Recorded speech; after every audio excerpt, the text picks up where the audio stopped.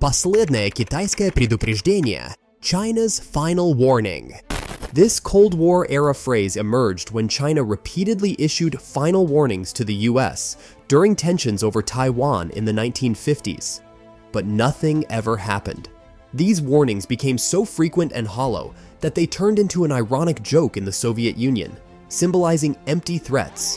Fast forward to today, and some wonder, are Putin's nuclear threats just another China's final warning?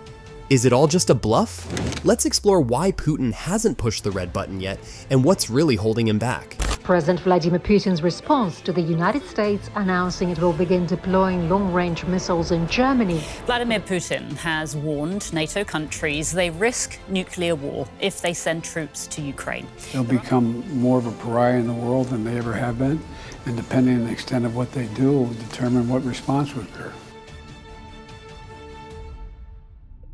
Throughout the conflict in Ukraine, Russia has repeatedly mentioned its red lines, boundaries that, if crossed, could lead to serious consequences, even nuclear action. But much like China's final warning, many of these red lines appear more rhetorical than real.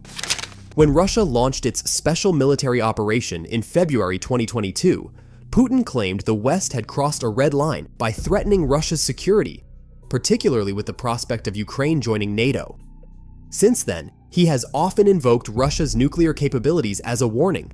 But if Russia's red lines keep getting crossed, why hasn't Putin pushed the nuclear button yet?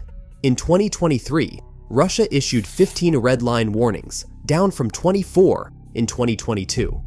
As more red lines are crossed without significant consequences, they increasingly resemble diplomatic posturing rather than firm boundaries. But let's clarify Russia's red lines and what might compel them to use nuclear weapons. These red lines typically involve actions perceived as damaging to Russian national interests, such as sanctions, freezing assets, or military aid to Ukraine.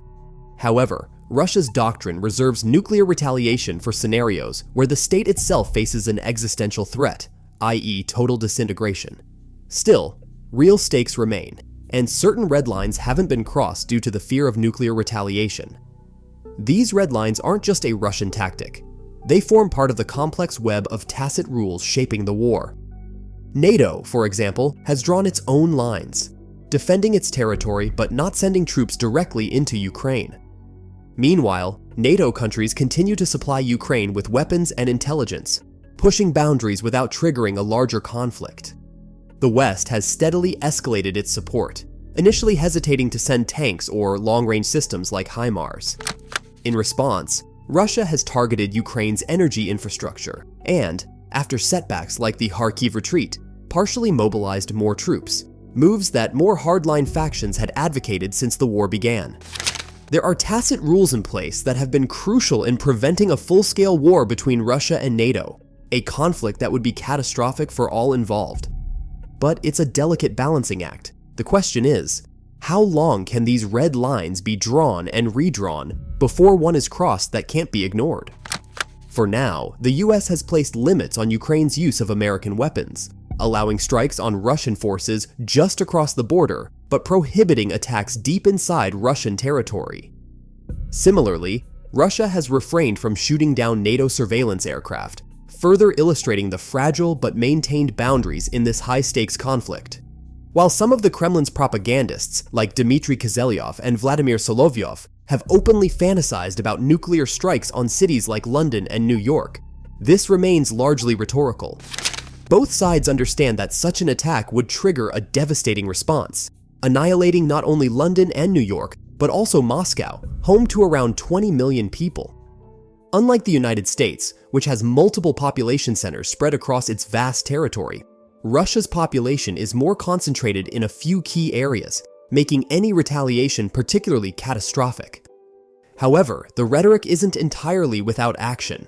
In June, Russia conducted strategic first strike nuclear drills in Kaliningrad, simulating attacks on critical NATO military infrastructure, including shipyards in Barrow-in-Furness, England, and naval bases in Belgium. These drills underscore the seriousness with which Russia views potential nuclear scenarios. But what about using nukes within the Ukrainian battle space to avoid mutually assured destruction? This is where tactical nuclear weapons come in, Unlike city-destroying warheads, tactical nukes are smaller, battlefield weapons, with yields as low as 1 kiloton, much less than the 15-kiloton Hiroshima bomb. Though designed for military targets, their impact can still be devastating. The key point is that while strategic nukes are restricted by arms control agreements, tactical nukes are not, and Russia keeps their details tightly guarded. Last year, Russia deployed tactical nuclear weapons to Belarus, a key ally bordering Ukraine and several NATO countries, including Poland and Lithuania. This wasn't just about expanding Russia's nuclear reach. It was a clear warning to the West, particularly after French President Emmanuel Macron floated the idea of sending troops to Ukraine. Belarusian President Alexander Lukashenko had long pushed for this deployment, and now Russian forces stationed there are trained to use these nukes, heightening tensions in the region. Although the number of weapons remains unclear, they are fully under Russian control, extending Moscow's nuclear threat closer to NATO. Despite these moves, Russia has so far held back from crossing the nuclear line, for now. Could things get scary again? In August 2024, Ukraine launched a surprise invasion into Russia's Kursk region, catching the Kremlin off guard and causing embarrassment. This raised questions about whether Putin might consider using nuclear weapons if things spiraled out of control, especially if Ukraine seized the Kurchatov nuclear plant, a major potential setback for Russia. However, despite the initial surprise, Ukraine's offensive has made limited progress. Meanwhile, Russian forces continue to advance in the more strategic Donbas region, capturing the fortress town of New York and inching closer to Pokrovsk, a key logistics hub for Ukraine's forces in the area. Also notably, Russia has seemingly not diverted troops from Donbas to respond to the Ukrainian push in Kursk, as evidenced by their continued advances near Donetsk, and Putin's decision to embark on a state trip to Azerbaijan suggests that the invasion is viewed more as a setback than a serious threat to his government. The biggest threat to Putin's rule came last summer with the attempted coup by Wagner mercenaries. Putin crushed the coup, eliminated its leader, Yevgeny Prigozhin, and has since reined in ultra-nationalists who viewed him as too passive in the Ukraine war. He's proven adept at handling domestic challenges, showing remarkable staying power. Moreover, despite Western perceptions, Putin remains popular in Russia, with the invasion of Ukraine enjoying widespread tacit support, even if enthusiasm for actually dying in the war is much lower. Okay, but things can change, and change rapidly. Let's consider a more dangerous hypothetical beyond Putin's control. Some suggest the Kursk incursion is just a distraction, with a larger offensive targeting Crimea in a more successful rerun of its 2023 summer offensive.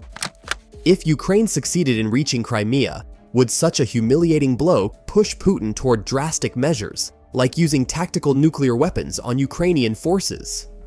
Ukraine's intelligence chief, Kirilo Budanov, thinks not, as on the current battlefield, forces are often too spread out for nukes to be used effectively. However, Russia could strike Ukraine's critical infrastructure, such as the Dnieper River bridges, which have been hard to disable with conventional missiles, crippling logistics and potentially causing a humanitarian crisis in the east by cutting off supplies. Could such an act trigger a massive international response, possibly even bringing NATO troops into Ukraine, Russia's ultimate red line? Would this be the point where the conflict spirals out of control? Almost certainly so far, no one wants to risk it. For now, the war remains a slow, grinding struggle over nameless towns, abandoned mine shafts, derelict quarries, and festering slag heaps in the Donbas. There's no imminent scenario that would compel Russia to use nukes, as nothing currently threatens the Russian state's survival, so don't build that bunker in your basement just yet. Thought of a scenario where Russia would be prepared to use nukes? Or perhaps NATO? Let us know your thoughts in the comments below.